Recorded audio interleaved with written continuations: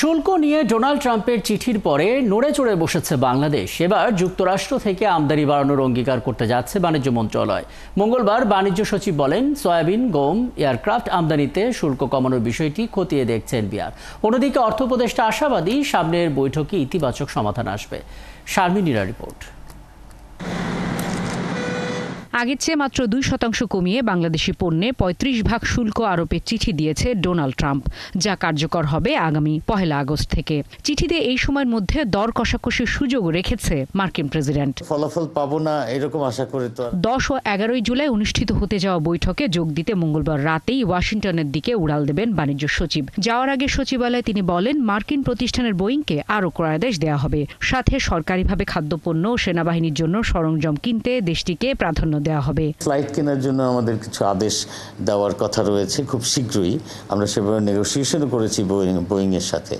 এছাড়া তুলা আমদানিকে আমরা প্রমোট করব। সেটা করার জন্য তুলার উপর আপনারা জানেন যে এমনিতেই শূন্য শুল্ক, কিন্তু সেখানে আমেরিকান তুলা আমদানি যাতে বেশি হয় সেজন্য আমরা কিছু ফ্যাসিলিটি এখানে তৈরি করে দিব। এটা গেল তুলার ক্ষেত্র। সরকারি খাতে যে সমস্ত ফুড গ্রেন কেনা হয় সেক্ষেত্রে আমরা আমেরিকাকে একটু প্রাধান্য দিব।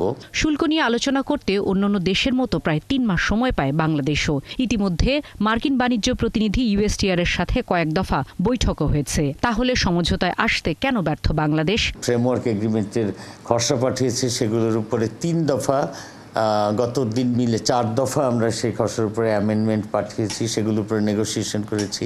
এছাড়া ইমেইল যোগাযোগ বা টেলিফোন যোগাযোগ এগুলো চলছে। কাজে আমরা একদম ফুল টাইম এনগেজ ছিলাম গত সেই 2রা এপ্রিল থেকে।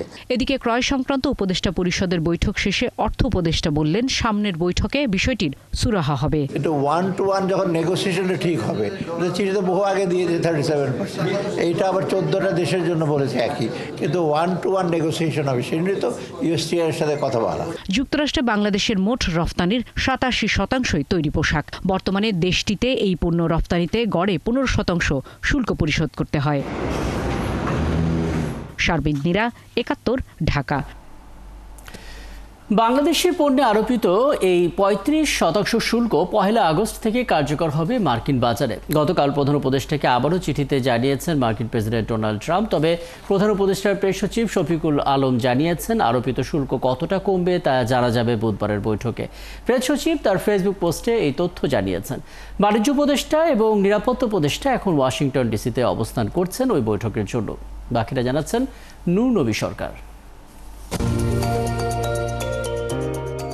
বিদায়ী 24-25 অর্থবছরে বাংলাদেশের মোট $48 বিলিয়ন রপ্তানি আয়ের 17 ভাগের গন্তব্য ছিল মার্কিন যুক্তরাষ্ট্র, টাকার অঙ্কে যা $8 বিলিয়ন বেশি। কিন্তু জুলাই মাসে অন্যান্য দেশের মতো বাংলাদেশি পণ্যে 35% শুল্ক আরোপ করেছেন মার্কিন প্রেসিডেন্ট ডোনাল্ড ট্রাম্প, যা কার্যকর হবে 1 আগস্ট থেকে। অন্তর্বর্তী সরকারের প্রধান উপদেষ্টা ডক্টর মোহাম্মদ ইউনূসকে আবারও চিঠি দিয়েছেন ডোনাল্ড ট্রাম্প। তবে প্রধান উপদেষ্টার প্রেস সচিব বলেছেন, এখনও চূড়ান্ত সিদ্ধান্ত আসেনি। বুধবার 9 জুলাই হতে যাওয়া বৈঠকে জানা যাবে, ফেসবুক স্ট্যাটাসে জানিয়েছেন তিনি। মার্কিন বাণিজ্য সংস্থা ইউএসটিআর সহ মার্কিন প্রশাসনের সাথে আলোচনার জন্য বর্তমানে যুক্তরাষ্ট্রে আছেন বাণিজ্য উপদেষ্টা শেখ বশিরউদ্দিন ও নিরাপত্তা উপদেষ্টা খলিলুর রহমান। যুক্তরাষ্ট্রে বাংলাদেশের প্রেস মিনিস্টার গোলাম মোর্তজা তার ফেসবুক পোস্টে জানিয়েছেন, শুল্ক ইস্যুতে 2 দেশের জন্য সম্মানজনক সিদ্ধান্ত আসবে। চিঠিতে ট্রাম্প উল্লেখ করেন, বাংলাদেশি কোনো কোম্পানি মার্কিন যুক্তরাষ্ট্রে পণ্য উৎপাদন করলে সেই পণ্যে কোনো শুল্ক দিতে হবে না। নূর নবী সরকার, 71, ঢাকা।